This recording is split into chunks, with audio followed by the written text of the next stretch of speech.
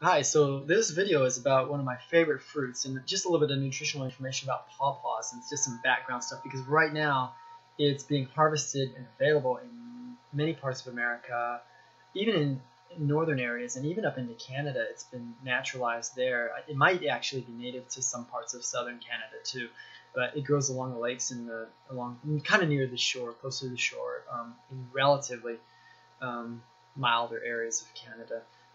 But no, it's growing along the rivers and lakes there.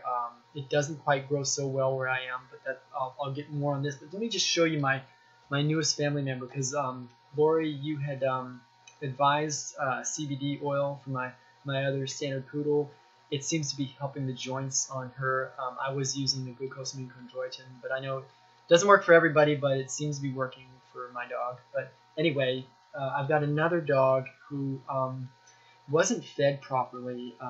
It was being fed puppy food and only I think 2 or 3 times a day, but really because he had his stomach stapled because they'd eaten some toxins a few years ago.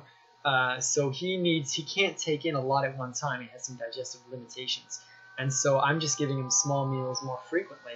And he's gained a lot of weight since I got him a couple months ago.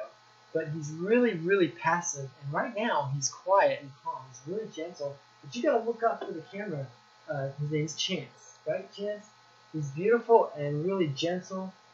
He's got a little ear infection that he's getting rid of now, but he's really kind of happy. But he's just, I don't know, he's just kind of drained right now. Anyway, he's real calm and real nice. But anyway, that's him, and he's freaking. He eats free meat as well as some organic plant foods in there too, not grains.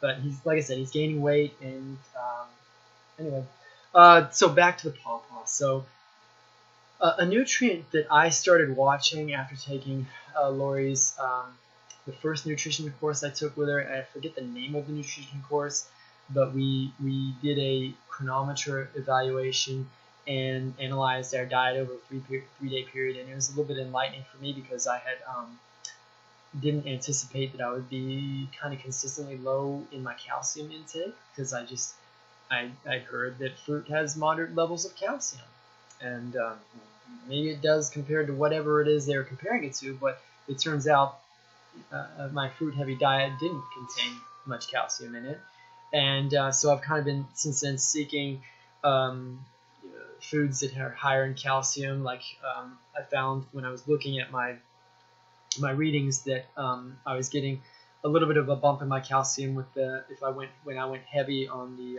dried herbs on my salads, like the oregano and I don't think parsley, but basil, I think, and some other dried herbs.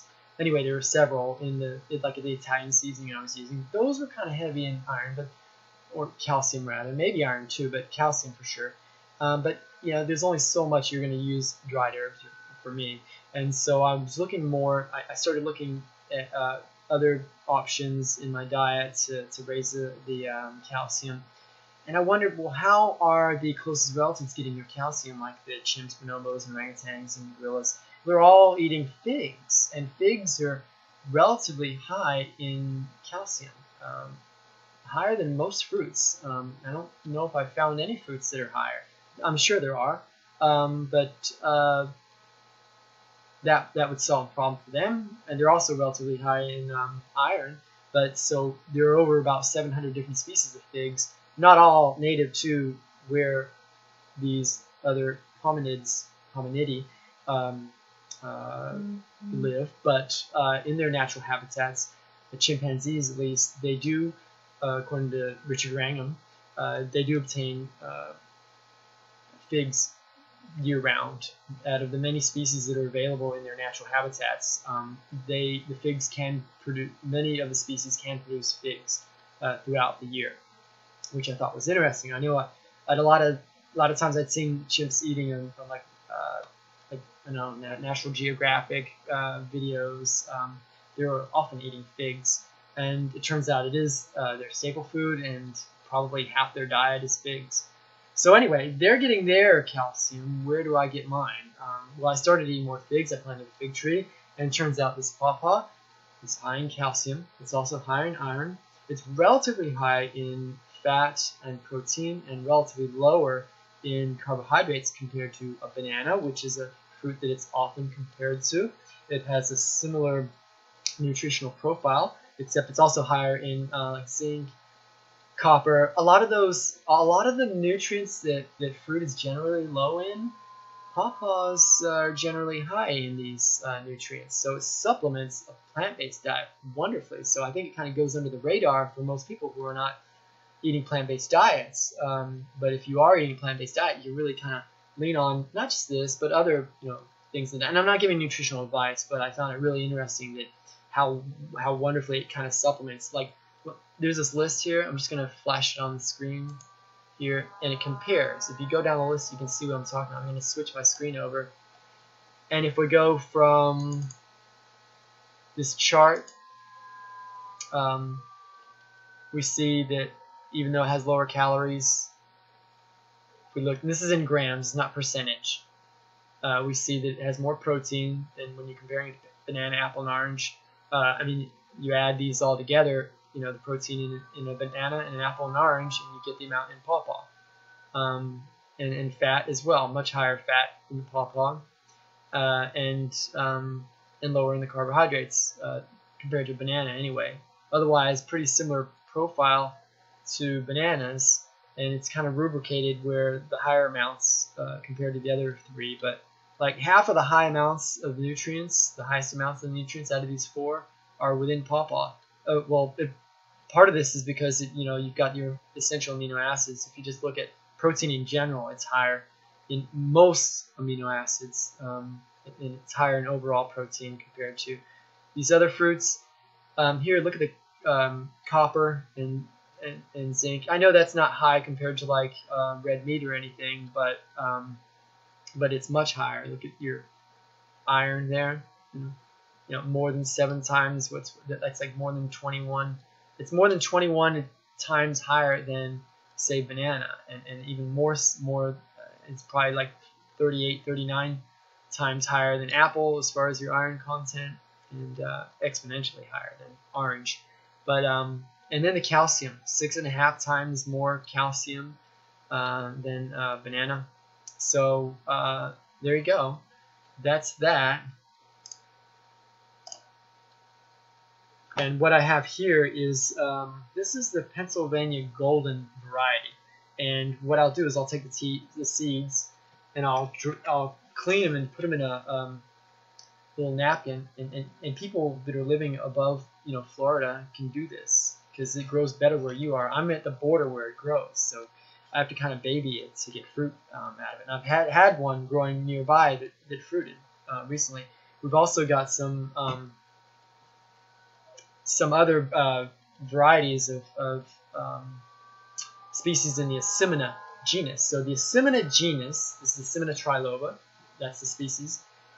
There's 7 species, and a couple of them are endangered, and all 7 grow in Florida. This one, though, is the one that's most cold tolerant. There's actually too much heat in northeast Florida. We're borderline. So northwest Florida is more favorable environment for this to grow. But the soil is kind of poor there in much of northwest Florida, though. But anyway, absolutely delicious fruit. It's in the Annona family.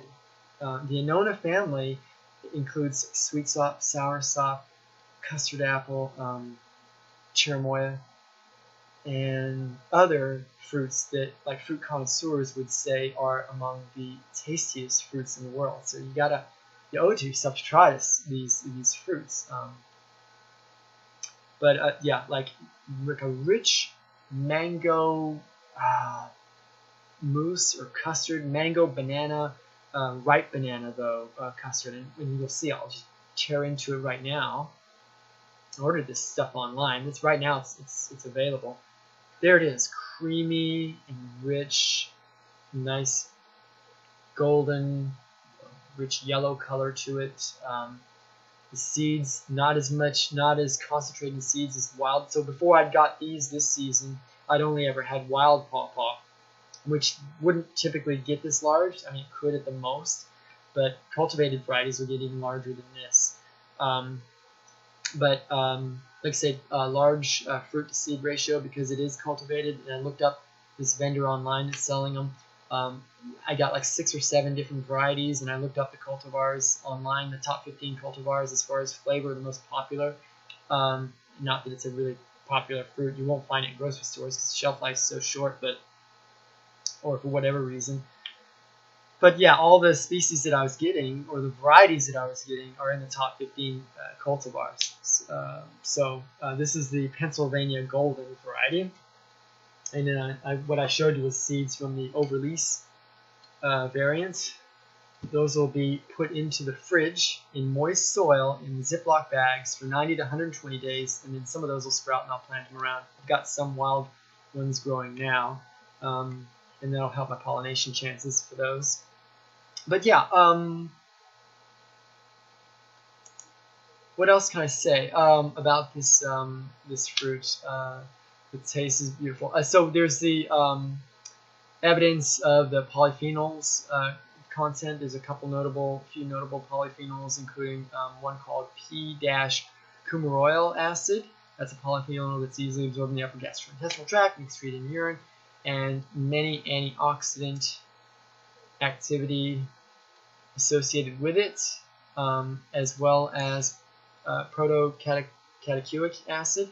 And between these, you're going to get studies have shown that the antioxidant activity includes antibacterial activity, anti-cancer, anti-ulcer, anti-diabetic, anti-aging, anti-fibrotic activity, anti-viral, anti-inflammatory, analgesic, anti-atherosclerotic, cardiac activity, hepatoprotective, and even neurological. So I'll get to that. And nephroprotective activity. Also shows evidence of as an analgesic and antipyretic, meaning reduces fever symptoms. And they mitigate diabetes also through immunomodulatory activities and reduces intestinal absorption of dietary carbohydrates, or at least delays the absorption. So it modulates glucose metabolism by binding to amylase and delays that starch and sucrose digestion. So fiber in general does modulate insulin response too. So it improves beta cell function and insulin action, and it inhibits excess gluconeogenesis, which is generating glucose from non-carbohydrate sources, which can contribute to insulin resistance if it's done to a large degree. So anyway, other bioactive activities include anti-mutagenic, anti-ulcer, anti-platelet activation. Some of these are overlapping, I think. And also reduces UV-induced damage to ocular tissues. It's been shown to do that. And reduces gout symptoms. So anyway, that's my plug for pawpaw.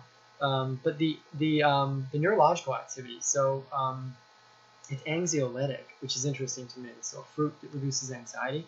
And does this through GABAergic activity. So GABA being the main neurotransmitter associated with relaxation, or the parasympathetic branch of the autonomic nervous system.